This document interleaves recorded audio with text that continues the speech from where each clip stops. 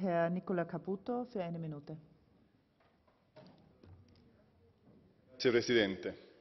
Nulla di definito dunque dal vertice del Consiglio. Le divisioni tra i paesi dell'Est Europa e del resto del continente restano forti. Si è dato il via libera solo al primo piano di ricollocamento dei profughi. Questa Europa sembra faccia un passo avanti e due indietro. I Paesi membri rimangono ancora profondamente divisi sulla seconda tranche da 120.000 ricollocamenti e sulle modalità di gestione del flusso dei migranti in arrivo alle frontiere. Questo mentre alcuni paesi dell'Est Europa introducono norme più restrittive in fatto di immigrazione e continuano la costruzione di muri di filo spinato per respingere i migranti.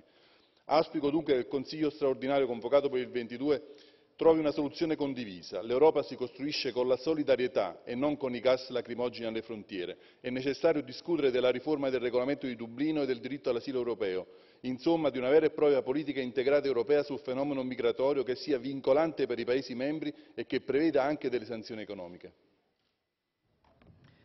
Danke sehr. Der letzte Redner im Catch-the-Eye-Verfahren ist nun Herr Angel Dzhambazki für eine Minute. Благодаря, госпожо председател. Категорично възразявам срещу направеното предложение за задължително квотно разпределение на имигранти на територията на държавите членки на Европейския съюз. Това ще бъде нарушение на националния суверенитет на всяка една от държавите да пази своите национални граници.